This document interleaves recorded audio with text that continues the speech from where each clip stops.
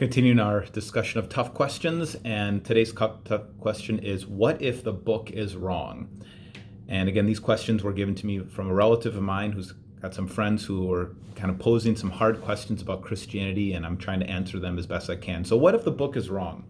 I assume what you mean by this is, what if you're putting all your hope in information in the Bible, but how do you know the Bible is true? How do you know it's historically accurate? How do you know if it's scientifically accurate? How do you know if it's not just made up?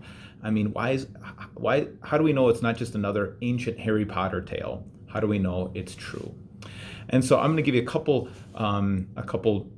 interesting things about the Bible, and I can't prove without a shadow of a doubt, but it's that it's absolutely true. But I can show you what's really helped me. So here are a few things. First of all, when you look at the New Testament, even the Old Testament, this book, we have more manuscripts of the biblical text than any other book in history.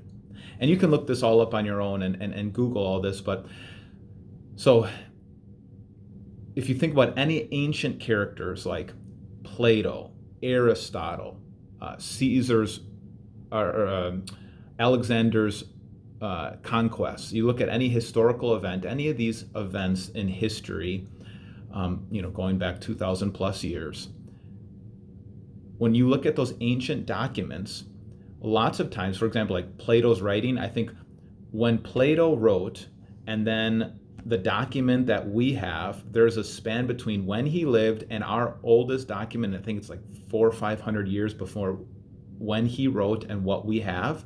And so for hundreds of years, there's copies upon copies upon copies separated between the original author and the documents that we have. Now, if you're playing that telephone game for that long, how do we know that that's actually what Plato wrote? How do we know that that's actually what Aristotle was teaching? How do we know that that was actually what, Socrates said? How do we know that that's actually what happened with Alexander the Great? All these ancient documents that are separated from the document that we have, the manuscript that we have, and the actual events and when they took place. What's so amazing about the Bible, especially the New Testament, is what separates the original authors and the manuscripts that we have is only a few decades. So we have ancient manuscripts like of the book of John that date like to 100 AD. I mean, we're talking 10 years, 20 years after they were written. It's just remarkable. It's kind of neat. A few years ago, now it's like 12 years ago, the Dead Sea Scrolls exhibit came through the Milwaukee area, and I went to that museum. It was just so fascinating to research this. But for example, when it comes to Dead Sea Scrolls, I don't know if you know the story about the Dead Sea Scrolls, but basically what happened, I think it was 1949, there was this Bedouin shepherd who was throwing rocks at his sheep in the Dead Sea area around the Dead Sea, and he hit a clay jar. And what he discovered was this lost library from a religious sect called the Essenes. And it just was this huge library of ancient documents that dated about the time of Jesus. And they were all Old Testament manuscripts of like the book of Daniel. And the biggest gem was a full scroll of the book of Isaiah. And the scholars started licking their chops because for 100 years or plus, there were many scholars who kind of took a Darwinian idea of scriptures, and they thought, you know what, we know that just like animals evolve, this religion must have evolved. And so up until that time, especially for Old Testament manuscripts, the oldest Old Testament manuscript we had came to about 1000 AD. And so this was predating 1,000 years before that, these Dead Sea Scrolls. And so the scholars, especially skeptical scholars, were saying, now we're going to see what the Bible actually said, especially in the Old Testament, and how many errors there were, and how much the Bible has changed over these past 2,000 years, and all the errors, with the copying errors. And you know what the big discovery was? After meticulously comparing our manuscripts from these much older manuscripts, is that the scriptures had not changed, especially this book of Isaiah. What the Hebrew scholars, or what the Hebrew scribes were writing down around the time of Jesus, is the same thing that they were writing 1,000 years later. So just tell us a couple different things. First of all, manuscripts. We have many ancient manuscripts, especially the New Testament, and whoever has been copying the Bible has gone through incredible degree of care to make sure that what they are copying is exactly what's always been said. So just a remarkable thing. I'm going to go on and on about the accuracy of the manuscripts. You can be sure that what you read in your Bible is what the original authors wrote down in these eyewitness accounts. So that's really important. The next thing that's really important is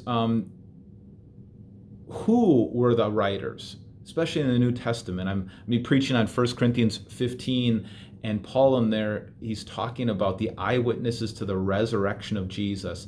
And what's so fascinating is so many of the people that became followers of Jesus were his enemies, were the last people that you would expect to be followers of Jesus and that kind of verified the scriptures. For example, James was Jesus' half-brother who thought his brother Jesus was nuts. I mean, wouldn't you think that your brother was nuts if he was going around saying, I'm the Messiah, I'm the Son of God?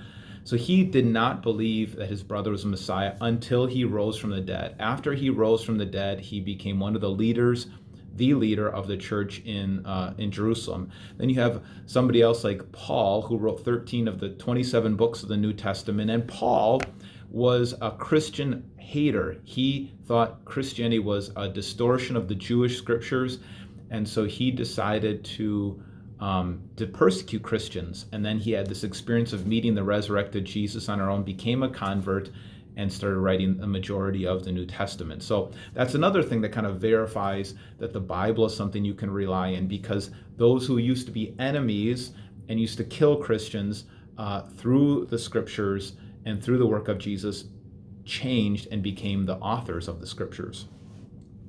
And then it's also fascinating, you have other kinds of enemies, like historical enemies, like Josephus, who is a contemporary historian, lived around 60 plus AD, and was writing down the history of the Jewish people.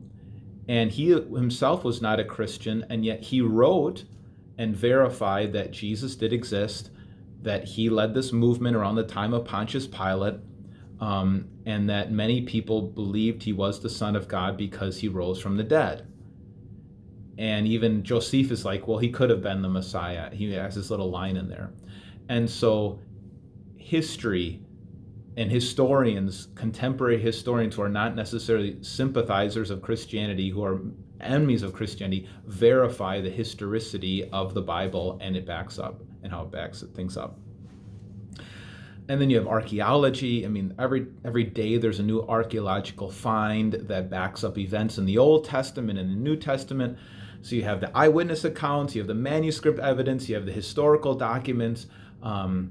Then you have the archaeological finds of they found the site of kind of one of David's armies, just over and over again. I could just go over and over again, archaeological finds. They found this scroll called the Cyrus cylinder. Cyrus was a Persian king in the Old Testament who let the Jews return and funded the rebuilding of the temple. And we find things about King Cyrus, the king of the Persians, in these archaeological, this called the Cyrus scroll, a document that he wrote, where he was doing the same kind of thing he did for the Jews for other nations, which just kind of line up with history. So all those kinds of things, the stuff we know about ancient Babylon and Nebuchadnezzar through archaeology and through ancient manuscripts, match up with what we read in the scriptures. And then scientifically, science just studies the way things work right now, but when it comes to things like the origin of life and the origin of the universe, they back up with what we see right now in science. So when it comes to science,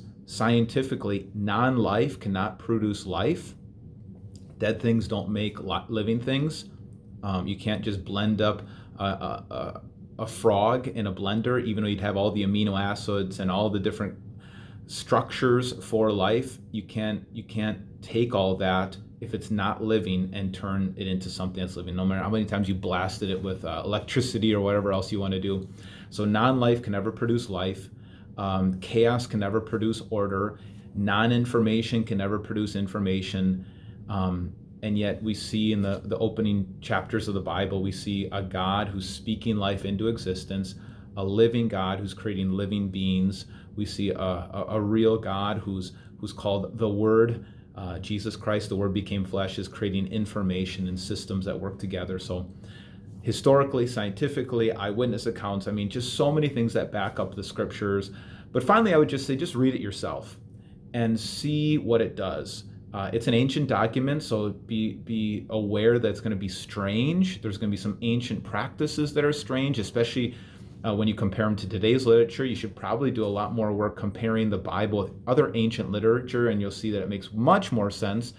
But just be aware that you're going to read ancient literature. Be aware that you're going to read a book that's not just one book, but the Bible is 66 books. It's a library of books that span over 1,000 years of history, written by 30 different authors in different time periods and different languages. The Old Testament written in Hebrew and Aramaic, the New Testament written in Greek. So I just encourage you, probably the best resource I could encourage you to use as you start reading the Bible on your own and seeing if this book is true is the Bible Project. Oh, and maybe one other thing that really has helped me over the years. I had a teacher who showed me this. The Bible has over 300 prophecies about Jesus and about the future, about where he would be born, about how he would be born, about what family he'd be born into, about how he would die, about that he'd be raised to life. And all of these were written hundreds of years before he came. Not only is there prophecies about Jesus, 300 of them, but there's also prophecies about what would happen in the future of the world, like in the book of Daniel. It's just crazy. Daniel has these visions and these prophecies in detail about the Babylonian Empire and its fall, about what would rise up after it, the Persian Empire, about Alexander Great and the Greeks and their conquests, and then the Roman Empire that would be raised up, and then during the Roman Empire, how the Messiah would come. I mean, it's just crazy, and Daniel lived 500-600 years before Jesus. So only the Bible has those kind of clear predictions about the future. Look at the Quran, look at any Hindu texts or any other world religions, and you're not going to see that kind of prediction, that kind of prophecy that comes true. Definitely not in the Book of Mormon. The Book of Mormon is full of all sorts of holes archaeologically and historically, and just all sorts of wacko things. The Bible has been the most scrutinized book in the history of the world, and it's still standing. So that's how I understand the Bible, that this book is right, and why I want to really live my life according to it and state everything on it. So hopefully that helps, and keep this dialogue going. Okay.